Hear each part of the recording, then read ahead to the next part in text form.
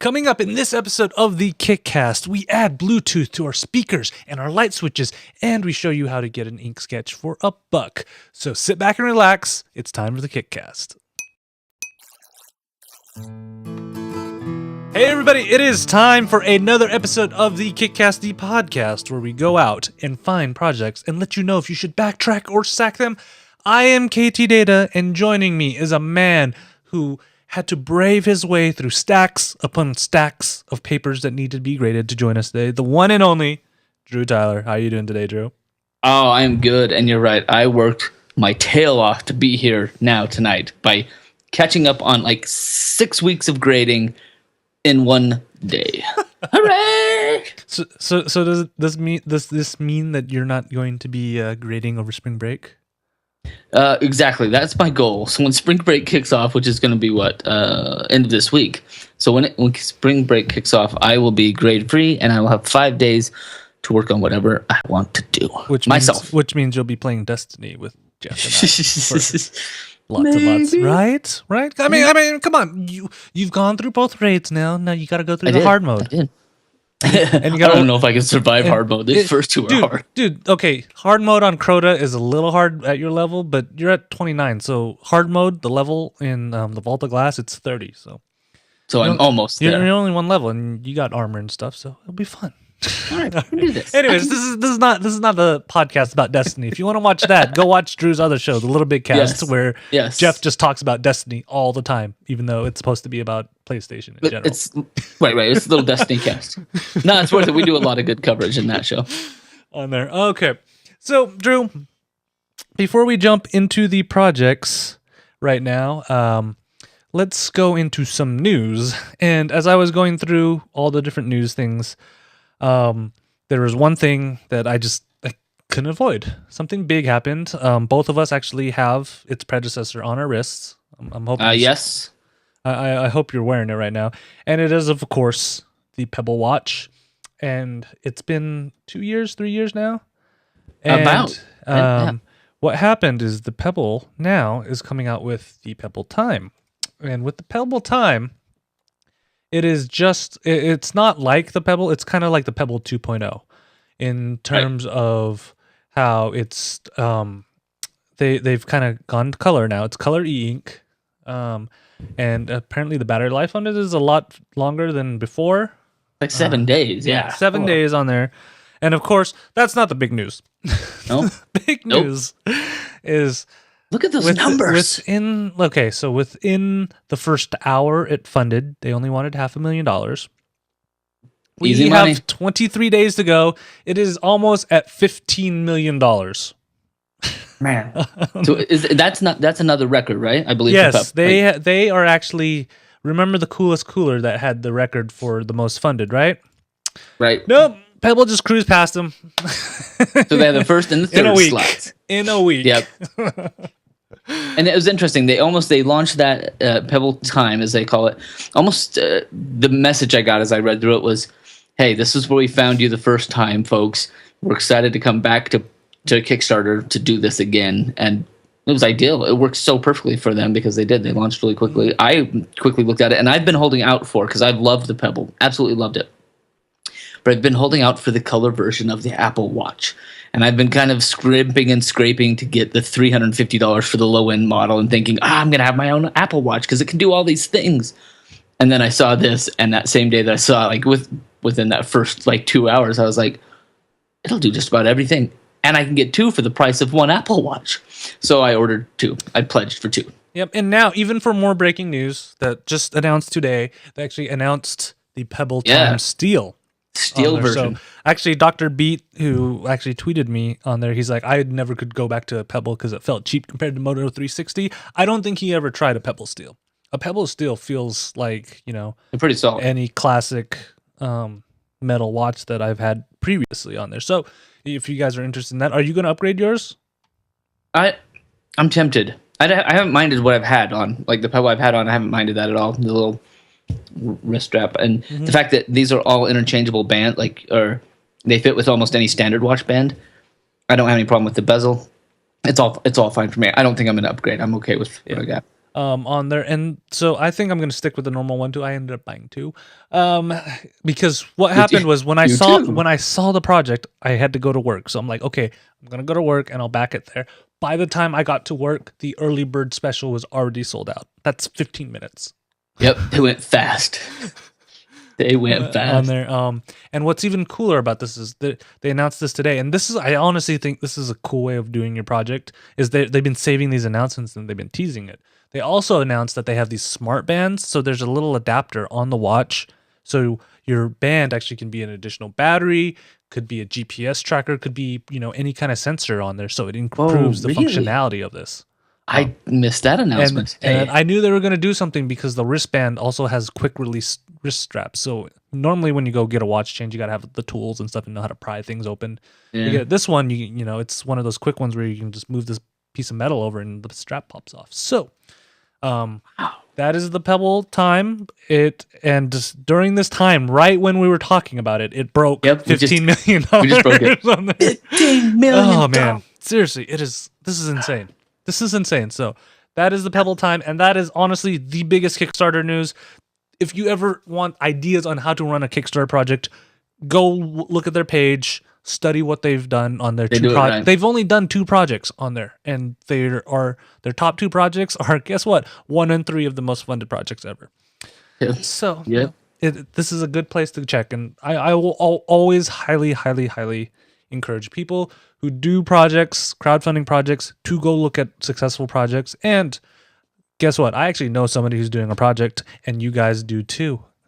So this guy, Drew, have you heard of this project called this group called Inspired Cinema? Inspired Cinema sounds like some guys that know what they're doing. Oh, hey, that's me. Yeah. So part of our other news today, we're just, instead of taking up one of the slots for one of our projects, we just wanted to update you on a project that I've launched with a couple of friends that we're calling Raising Kids, Raising Animals. It's a documentary that's covering the junior livestock auction near to our hearts here in northern Utah. So I'll give you a quick rundown of what the goal is. Basically, we're looking for the funding that we need to tell a full documentary about this awesome livestock auction. The cool story here is that, and I didn't do this growing up. I was not a 4-H'er. I did not raise animals, but I know a lot of people that did. But we found. Look at that guy in green. I'm the good-looking one in green. But what we found was that this small town, it's a county, right? But the county itself has maybe a population of 50,000 people, so it's a very small population. They have raised the last 2 years. 2 years ago, they got close to $1 million, and last year they raised over $1 million for the kids that are raising these animals. And so, as a team, we just thought that's an amazing idea right there, that a community could give so much, because all that money goes to the kids, right? They spend all summer raising their animals, learning discipline and commitment, and just learning life lessons because they're raising animals. And then when they get them to auction, they auction them off, and companies around the area and families buy the sheep. Sheep and even rabbits and goats and steers and pigs. Like, they buy them, and all that money goes back to the kids so that they can buy another animal the next year, or they can put it in a way for a college savings fund, or start their own ranch eventually. And many of them have done that. So to me, the ratio between 50,000 people in one small area raising over $1 million for the youth was just amazing. So we want to tell that story. And by comparison, if you look at places like, I just forgot the name of the county, like Sonoma County over in California. Wine country. Wine country, right?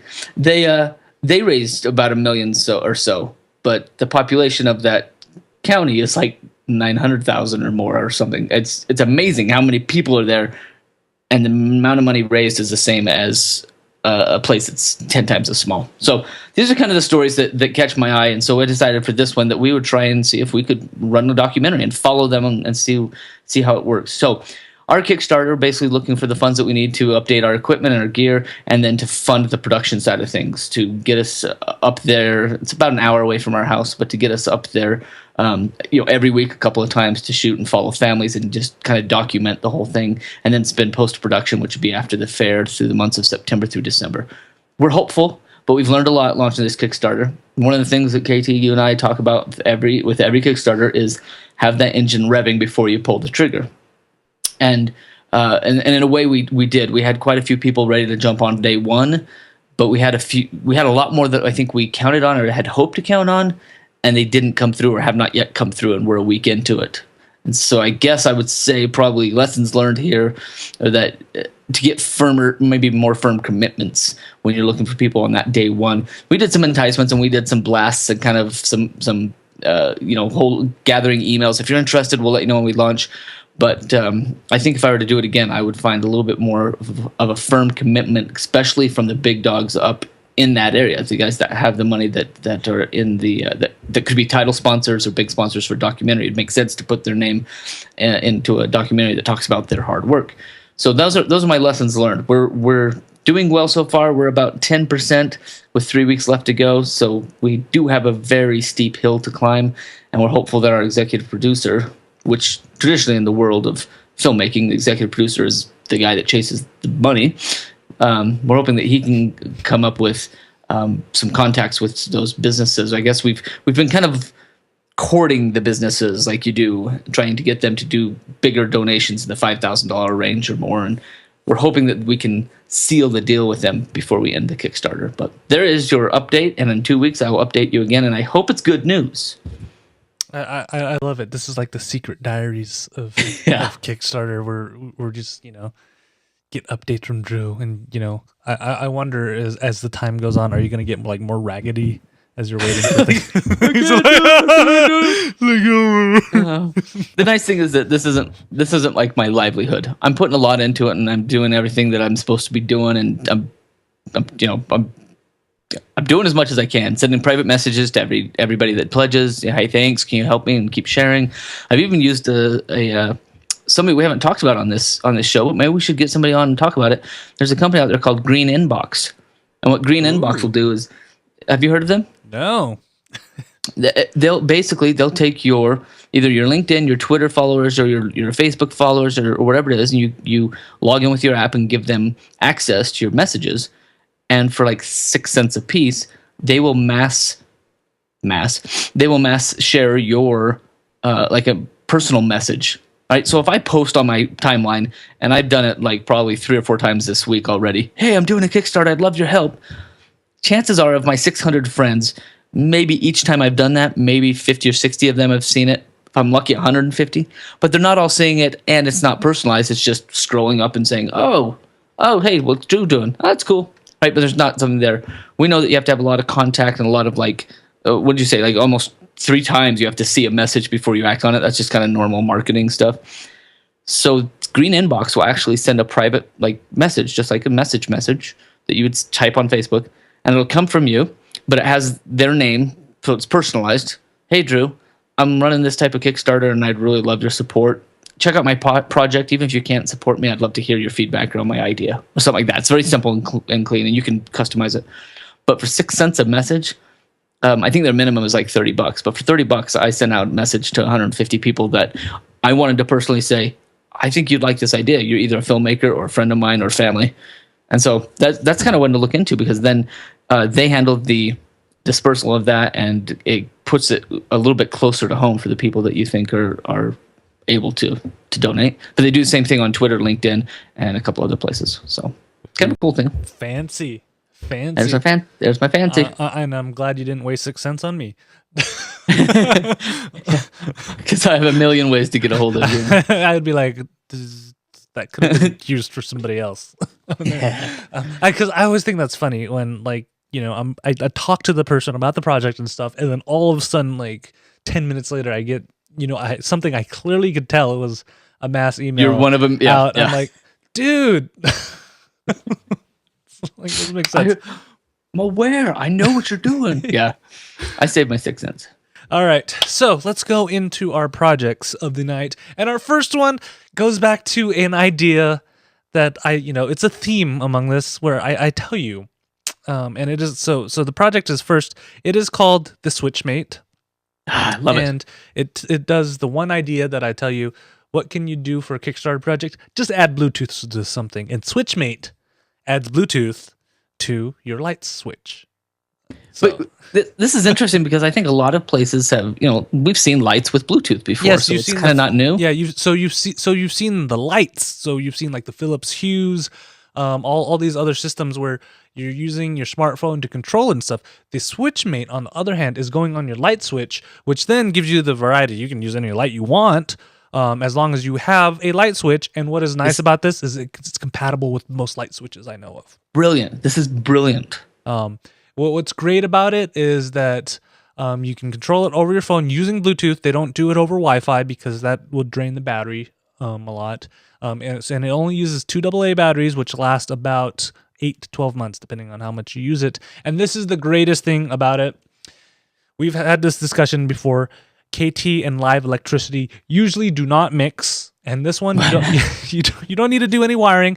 All you got to do, there's magnets on it. You throw it on, and the magnets stick to the screws that are on your light switch, and that's all you do. You just snap it on. You are good. It reminds me of the snap lights that you actually backed, Drew, on there, where you didn't have to do any wiring on it. This is kind of the same thing on there, and I love how easy it is just to do this. And this is the greatest thing. I don't think they show it on the.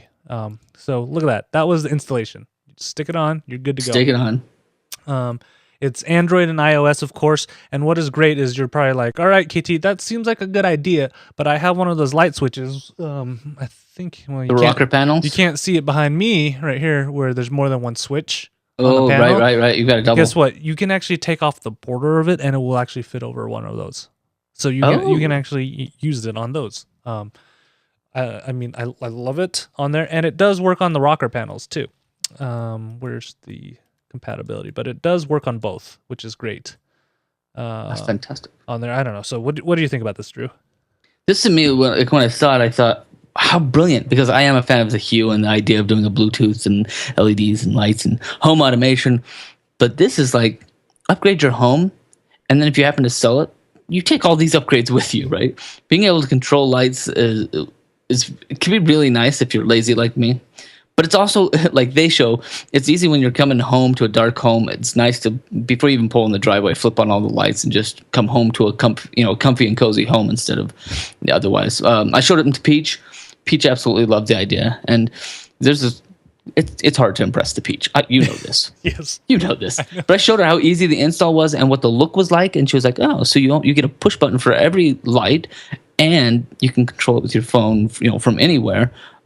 We were both sold on it. I love the idea. It's really amazing, and they're going to be pretty pricey. I think, with their pledges, they're looking at oddly enough, $39 for the early bird, or the starter kit is $50. That's what I was getting at. Like they're a great price here, and then retail is going to be closer to almost 60 or more. Yeah. So and this is the place to get them. Yeah. What's nice about this is actually when I first picked this project, they hadn't achieved their goal.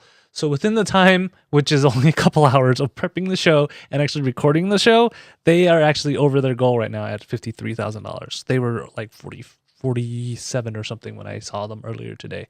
So that is always great to see them fund before the show, which is a cool thing. It's fantastic. I mean, I love it. I wish they actually had one that you could put over one of these multi-grunge ones and control all of them, because right now I think you only can control one of them.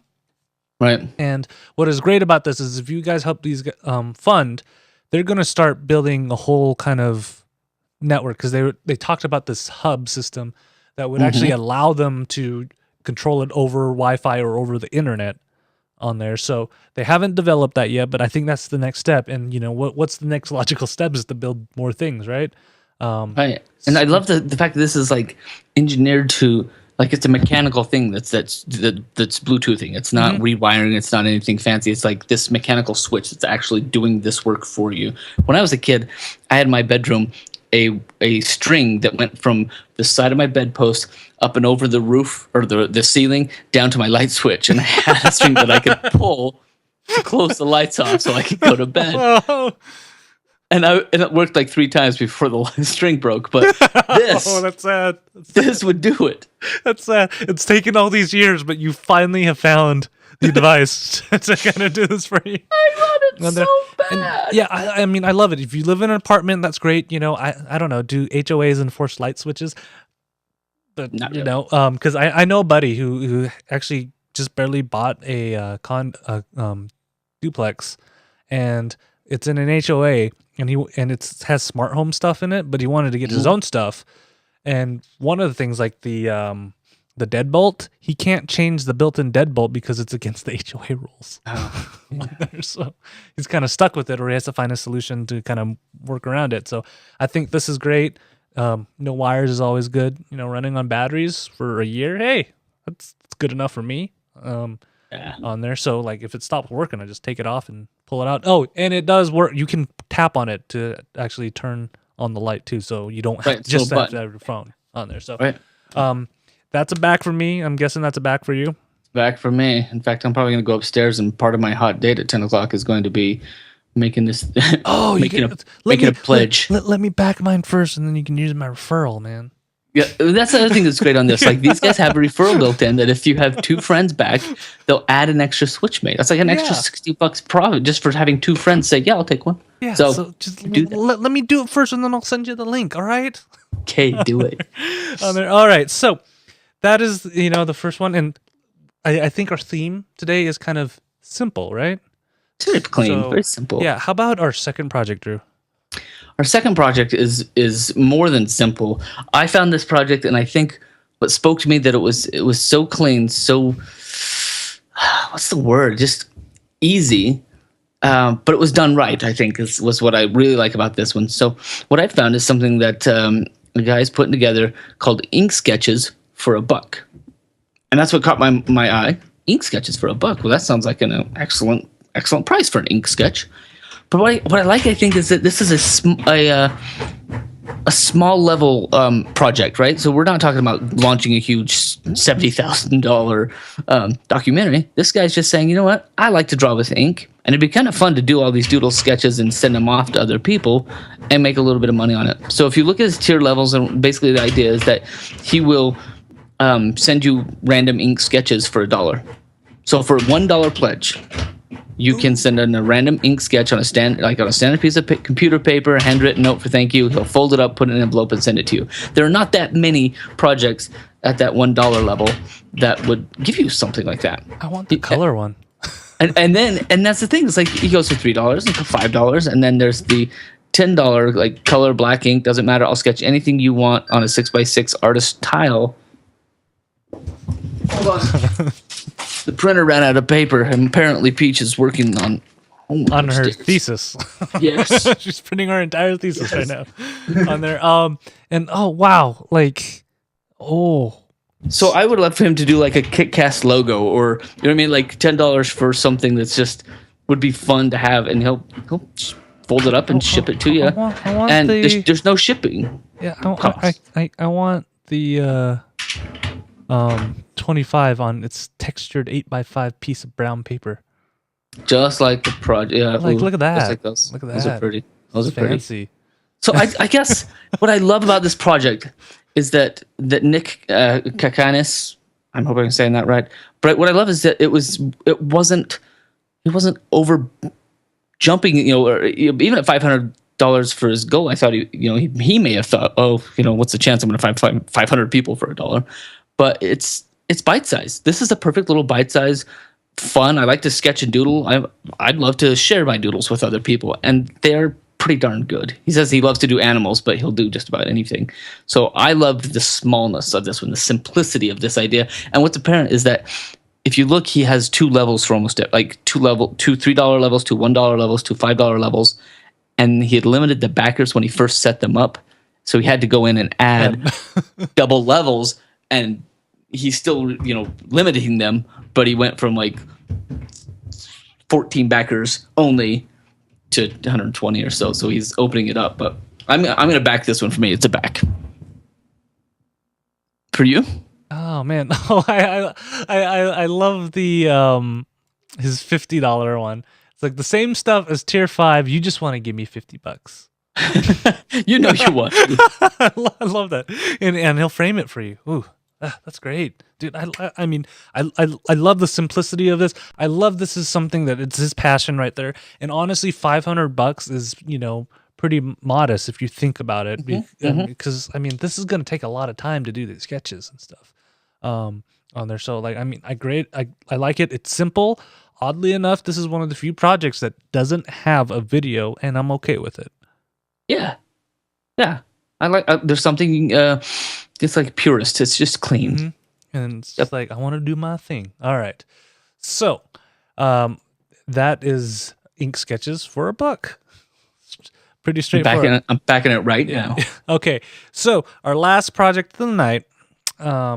This has always been a problem. You have Bluetooth on your phone. How many Bluetooth speakers do you actually have in your house, Drew? I got new ones. See, I got these today, and then I have one on my wall. So two, right? And then so that's one of those things is you see all these Bluetooth speakers out there, but you're like, what about the speakers I have now? I mean, I know a friend who has these amazing speakers, and they don't make them anymore, but it doesn't have Bluetooth on it. So our last project of the night is actually a solution to this. It's called the Plugs, and it is a wireless solution. Plugsies? Plugsies, yeah. I think it's Plugsies. Plugsies. Okay. Oh man, I think I could announce these names. So the Plugsy it's pretty simple. It is a Bluetooth receiver, so it doesn't transmit; it receives, and it has a 3.5 or 3.4 millimeter jack on it. Is it 3.4 or 3.5? It's just a normal 3.5 jack, yeah. Yeah, 3.5. So 3.5 millimeter jack. You plug it in, you pair it with your phone, you pair it with a computer, you pair it with anything that can transmit Bluetooth, and you're good to go. And it's low latency on there because that's one of the problems with some of these Bluetooth devices. It takes time, and you're like, why is my music not playing when I hit play 2 seconds ago on there?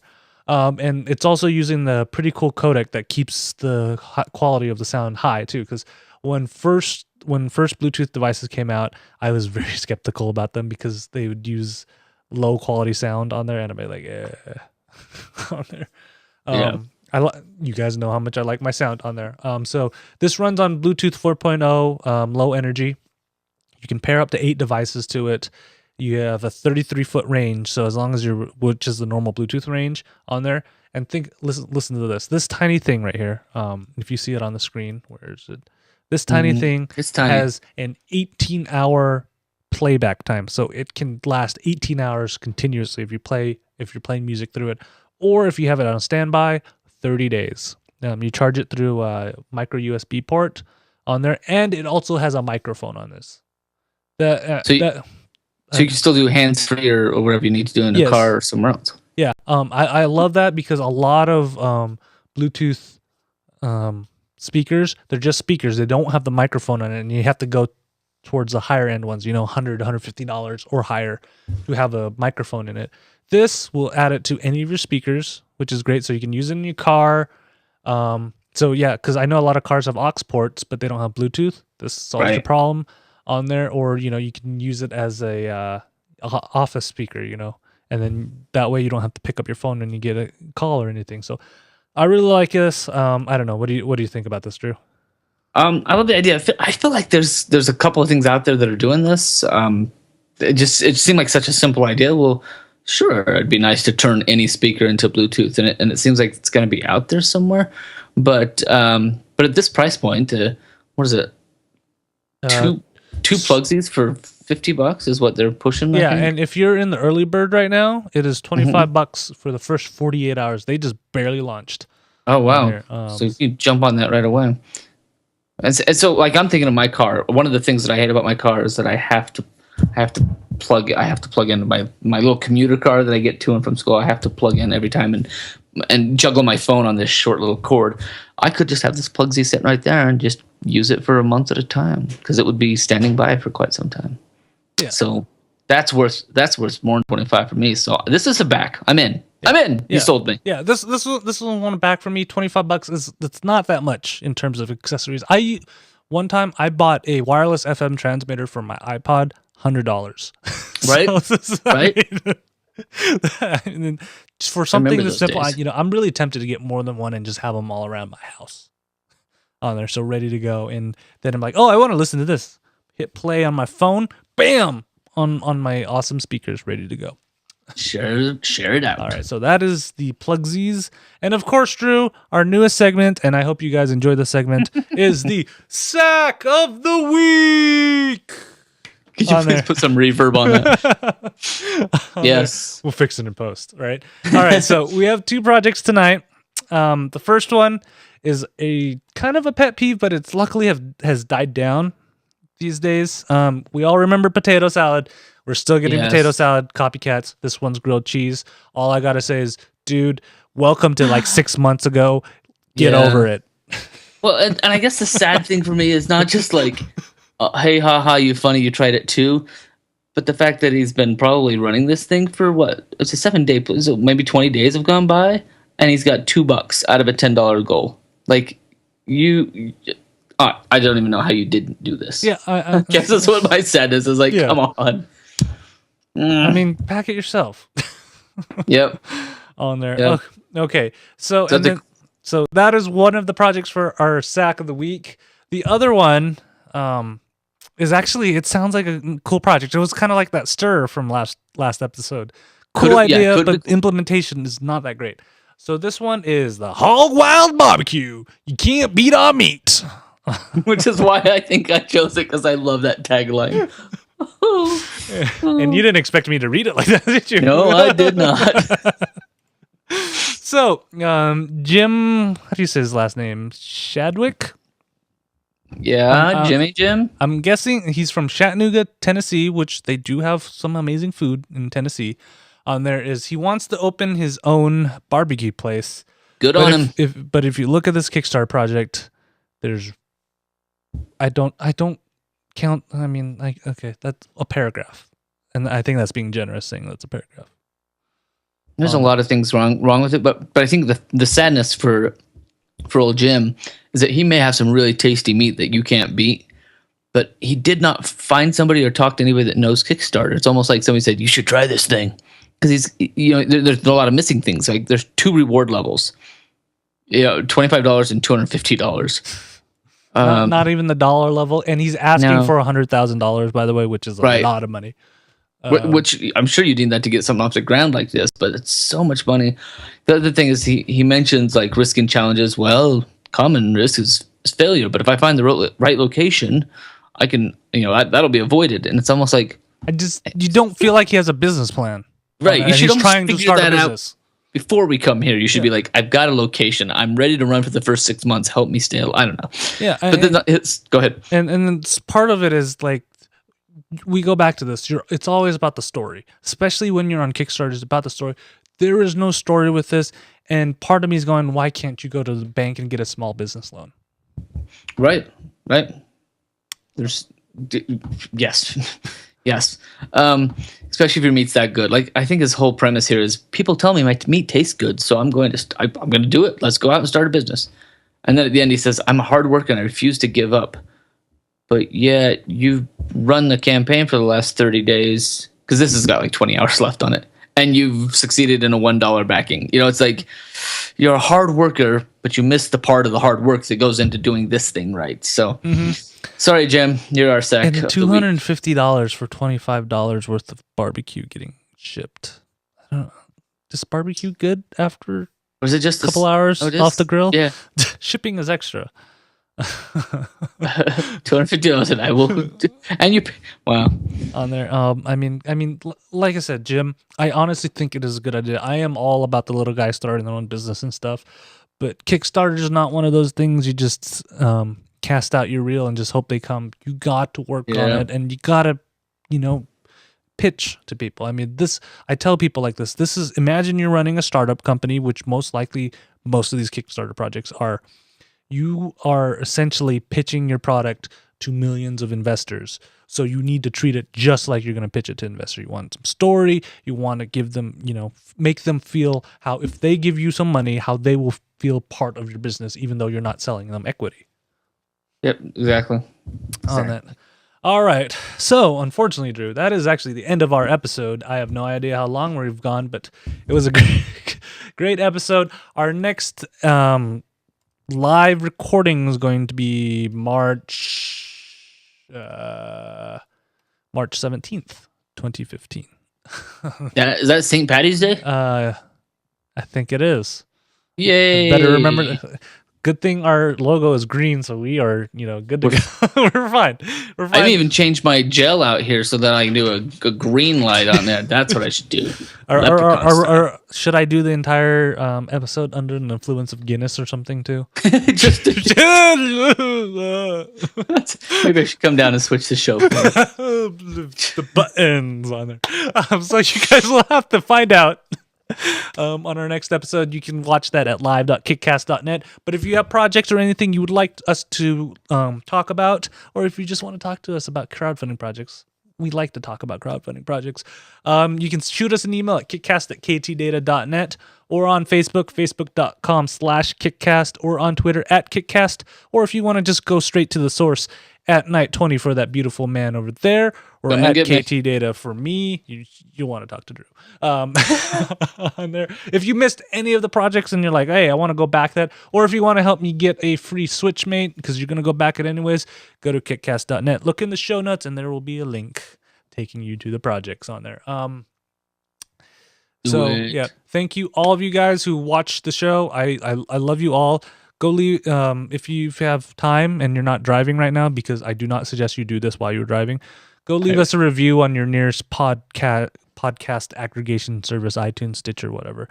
I'd greatly appreciate it. And anytime you leave a review, part of me just jumps with smiles. Mm-hmm. Yep. Drew, thank you so much for taking some time. I know you're a little late for your date, so I won't be all right. I won't keep you for too long on there. Do you got anything else to pimp other than Kickstarter? No, it's just same old. Always catch us on Wednesdays at 4:00. We do our live show with Little Big Cast, and then you can always catch that on your favorite podcasting places if you love to talk about gaming. So that's it for me. Yep. All right, guys. We will see you in 2 weeks. Until then, bye-bye. Good night.